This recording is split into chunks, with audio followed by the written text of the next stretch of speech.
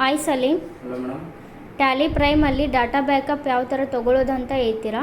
ಹೇಳ್ತೀನಿ ಮೇಡಮ್. ಇದು ತುಂಬ ಸಿಂಪಲ್ ಮೇಡಮ್. ಯಾವ ಥರ ಅಂದರೆ ನಾವು ಒಂದು ನ್ಯೂ ಫೋಲ್ಡರ್ನ ಫಸ್ಟು ಕ್ರಿಯೇಟ್ ಮಾಡ್ಕೋಬೇಕು ಮೇಡಮ್. ಇದರಲ್ಲಿ ಡೆಸ್ಕ್ಟಾಪಲ್ಲಿ ಕಂಟ್ರೋಲ್ ಶಿಫ್ಟ್ ಹೊಡೆದು ನೋಡಿದ್ರೆ ನಮಗೆ ನ್ಯೂ ಫೋಲ್ಡರ್ ಓಪನ್ ಆಗುತ್ತೆ ಡೆಸ್ಕ್ಟಾಪಲ್ಲಿ. ಇದನ್ನು ನಾವು ಓಪನ್ ಮಾಡ್ಕೋಬೇಕು. ಓಪನ್ ಮಾಡಿಕೊಂಡು ಇಲ್ಲೇ ನ್ಯೂ ಫೋಲ್ಡರ್ ಇದೆ, ಇದನ್ನು ಕಾಪಿ ಮಾಡ್ಕೋಬೇಕು ಫಸ್ಟು. ಇದನ್ನು ಕಾಪಿ ಮಾಡಿಕೊಂಡು ಇಲ್ಲೇ ಮಿನಿಮೈಸ್ ಮಾಡಿ, ಇದನ್ನು ಮಿನಿಮೈಸ್ ಮಾಡಿ ಇಲ್ಲೇ ನಮ್ಮದು ಡಾಟಾ ಫೈಲ್ ಇರುತ್ತೆ, ಟ್ಯಾಲಿ ಫ್ರೈಮ್ನ ಓಪನ್ ಮಾಡಬೇಕು. ಓಪನ್ ಮಾಡಿಕೊಂಡು ಇಲ್ಲೇ ಡಾಟಾ ಇರುತ್ತೆ, ಡಾಟಾದ ಮೇಲೆ ಕ್ಲಿಕ್ ಮಾಡಿದ್ರೆ ಇಲ್ಲೇ ಬ್ಯಾಕಪ್ ಅಂತ ಬರುತ್ತೆ.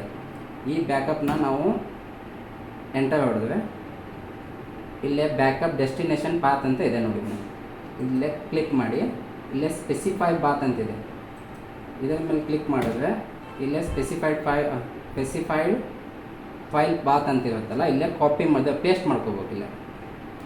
ಇಲ್ಲಿ ಪೇಸ್ಟ್ ಮಾಡಿಕೊಂಡು ಎಂಟರ್ ಮಾಡಿದರೆ, ಇನ್ನೊಂದ್ಸಲ ಎಂಟರ್ ಮಾಡಿದರೆ ನಮ್ಮ ಎಲ್ಲ ಫೈಲ್ಸು ಓಪನ್ ಆಗುತ್ತಿಲ್ಲ.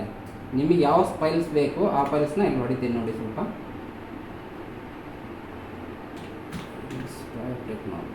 ಇದೊಂದು ಫೈಲು,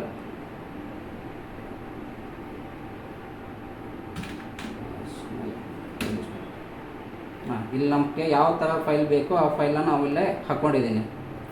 ಇದಕ್ಕೆ ಫೋಲ್ಡರ್ಗೆ ಹಾಕ್ಕೊಂಬಿಟ್ಟು ಇದನ್ನು ಎಂಟರ್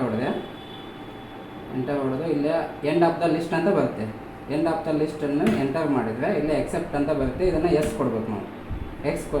ಎಸ್ ಕೊಟ್ಟರೆ ಇಲ್ಲೇ ನಮಗೆ ನ್ಯೂ ಫೋಲ್ಡರಲ್ಲಿ ನಾವು ಯಾವ ಸೆಲೆಕ್ಟ್ ಮಾಡಿದ್ದೀವಲ್ಲ ಅದು ನಮಗೆ ಬಂದಿರುತ್ತೆ. ಇಲ್ಲೇ ಮಿನಿಮೈಸ್ ಮಾಡಿದ್ದೀನಿ ನೋಡಿ, ಮಿನಿಮೈಸ್ ಮಾಡಿದ್ದೀನಿ. ಈಗ ನಾನು ನ್ಯೂ ಫೋಲ್ಡರ್ ನಾನು ಆಗಲೇ ಕ್ರಿಯೇಟ್ ಮಾಡ್ಕೊಂಡಿದ್ದು ಫೋಲ್ಡರ್ ಓಪನ್ ಮಾಡ್ತೀನಿ.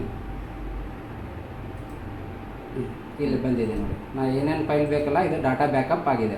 ಇಷ್ಟೇ ಇದೆ, ಸಿಂಪಲ್ ಆಗಿದೆ. Okay, thank you. ವೆಲ್ಕಮ್.